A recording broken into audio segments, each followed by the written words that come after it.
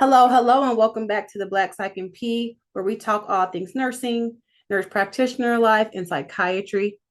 And if you are new here, welcome. But if you've been rocking with me, thank you for coming back. And today I want to talk about 5 things that I wish I knew before becoming a psychiatric nurse practitioner. Now, don't get me wrong, I absolutely love what I do, but there are a few things that I wish I would have known before I became a psych nurse practitioner. So let's just dive right into it. Number one, I wish I knew my worth. Now, this is a big one. I wish I truly knew how valuable before stepping into this role I was to this mental health crisis that we are going through over the entire globe. I mean, there's mental health crises in just about every country in this entire globe, and especially in the United States.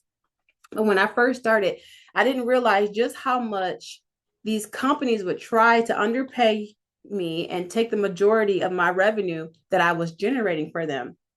And it wasn't actually until I started looking at what insurances were paying the company that I was working for and how I was only getting a half of that or 40%, and then they would take the rest. If I could go back, I would have definitely done a little bit more research on fair salaries for Psych NP um, before accepting the one that I ended up having, especially in my state. And coming to the table with that knowledge of knowing how much I'm really worth and how much I could potentially be generating for this company. These companies, they want to just pay you just enough just to keep you quiet. But the truth is, you are essential. They can't do a psychiatric evaluation without you and your license. They can't do a medication review without you.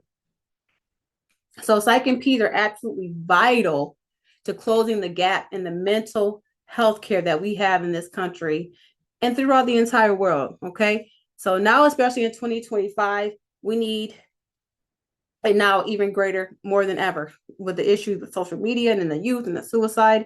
I mean, it's just apparent how important Psych NPs are. So don't be afraid to negotiate. Don't settle for less, and always, always, always advocate for yourself. Number two, I wish I knew how much admin work there would be in my role as a Psych NP. Now, let me tell you, being a Psych NP isn't just about seeing the clients. I wish someone would have told me how much administrative work comes also with the role. And I'm talking about administrative work outside of just typing notes. So when it comes to like the billing and my current role, we have to go through like if there was a code, like a temporary code, because if they didn't have authorizations, and it's a long story, but they don't, if the code is wrong, that I had to put in temporary code, and I have to go back through that list, and that list could be 50 people, 30 people, so it can be very time consuming, and correct that code so that the billing can proceed for that client that I had saw on that day. Okay. Also, FMLA paperwork that comes along with the role as well. Sometimes our clients need to be off from work, and I work with children, so both parents might need to be able to have that ability to use FMLA. So filling out the FMLA paperwork and being held accountable to return it, at a deadline. And there's also pressure with that as well, with the deadlines, and then also returning patient calls. Lots of times, clients, they will, instead of like calling the pharmacy to see if they have a refill, they would rather call you to see. I like to educate my clients as much as possible, but sometimes they just don't know. And like it'll say on there that there's refills, but they would rather call you. So you have, keeping up with all of the calls and replying to the emails. The collaboration is absolutely priceless between like psychologists and other psychiatrists or other psych NPs or therapists. But replying to that and coordinating with the case conferences and for this meeting and for that client and reading this and writing this incident report, like it adds up. So my job is very admin heavy. So what helped me to block out times for my admin time was I ended up talking with my employer, and they have time blocked out every day for me during the week that I works. So it helps me to catch up on admin tasks, and it makes it a part of my day versus me always having to like go and just work on it in between clients, which is way too much. There's just not enough time in the day. There has to be time dedicated for admin time. But I wish I would have known a heads up about that. So now you know that admin work is vital, a big part of our role as psych nurse practitioners. And if you have a good admin staff, you have a good backbone, because our admin staff are the backbone of what we do, because they're the one answering the calls. They're the one, giving you a heads up about clients if they might need a bridge script or things of that nature. So that's number 2. Tip number 3. I wish I learned how to chart efficiently. And when I mean efficiently, I mean in less than 30 to 45 minutes of charting. I mean, writing the entire note for a psychiatric evaluation. So that's a new patient, and less than 10 to 15 minutes for a medication review. They don't teach you this in school. I'm serious. No one sits you down and shows you how to chart in a way that's efficient and realistic, especially when it comes to the volume. A lot of these clinics, they want you to see volume, or if you're working for yourself and you get the revenue from seeing your clients, you will want the volume, because that means you taking more home. So I mean, you have to be able to balance that, the charting and the volume, and no one sits you down on how to chart in a way that's effective and realistic. So when I started, I was up late, yeah, writing notes and stressed out. I'd be up to like 11 p.m., 12 p.m. behind on those. And I like to finish my notes on the same day. I don't want a note to just linger over my head. But before I go to bed, I want to have all my notes and all my documentation done, completed for that day, because it's fresh in my mind. And I remember what happened. It was a fresh conversation, so it's going to be more accurate, and it's just more efficient to do it that way. But now I've learned how to chart smarter. So, for example, during our initial psych evaluations, I do the majority of the charting during the session. So, like while I'm getting the information from the client, I'm doing my note or taking notes about what we're talking about. But when it comes time to deliver my impression and recommendations, I do stop typing, and I turn to the client. I go around from my desk and I give them my full attention. We're talking face to face, no notes, no computer. And that way they have that human interaction with you. So they feel like they have had the opportunity to connect with you.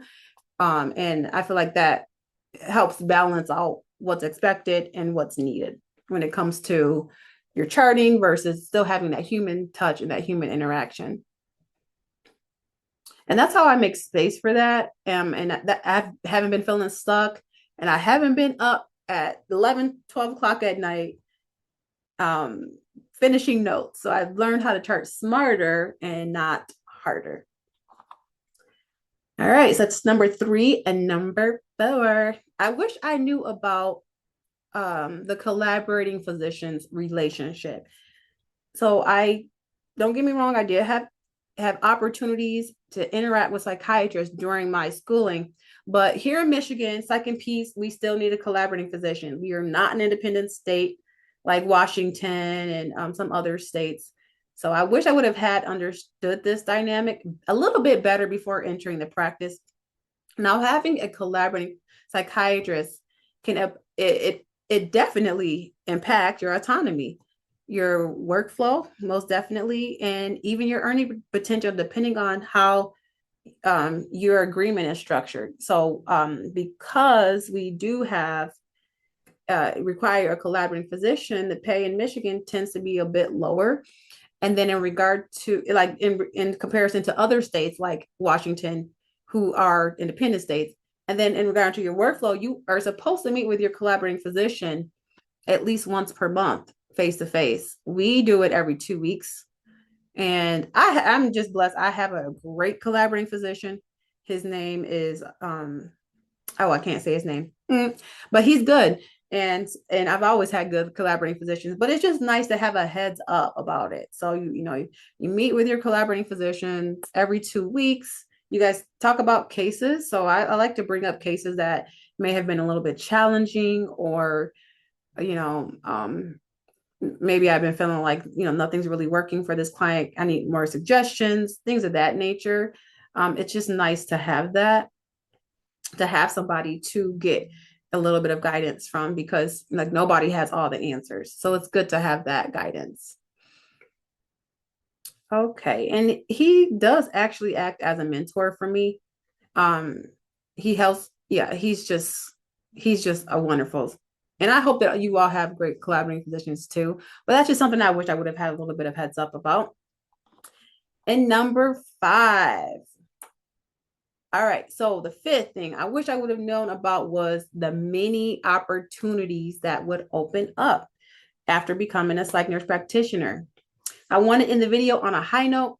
I wish I would have known just how many doors being a Psych NP will open to me and open to you, because you're getting ready to be a Psych NP very soon, or thinking about being a psychiatric nurse practitioner. It really does change your entire world. It changes what's available to you. It changes what you have access to, and that you have a higher income. So now there's more opportunities available that weren't available to you as a bedside nurse, or even in another profession. So this specialty especially is rich with opportunities, because if you think about it, we are in a crisis even so. And I pray that the crisis gets better, but with crises there are opportunities.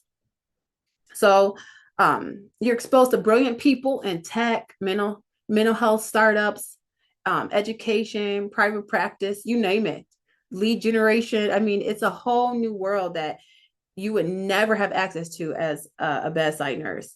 And I love bedside nurses. I was a bedside nurse and always will be in my core heart, but there's just different opportunities. It's just different once you become a nurse practitioner. And being in this space aligns you with leaders, entrepreneurs, specialists, mentors, you name it. It's wild, and it's a beautiful and affirming journey. So if I had known how expansive this journey would be, I would have been even more excited to step into it while I was going through my schooling. So just know this role can take you places you didn't even plan for it to take you in the best way possible. So those are the 5 things that I wish I would have known before becoming a psych nurse practitioner. All right, y'all. So those are the 5 things. And I hope that this helps someone out with who's either in school or thinking about stepping into this field. Do it. I mean, you will not be disappointed. And if you found this helpful, make sure you like, comment, and subscribe.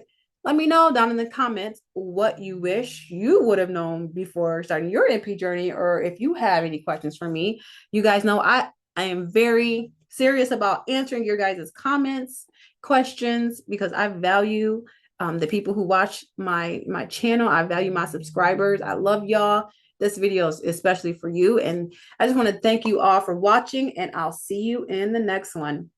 Bye.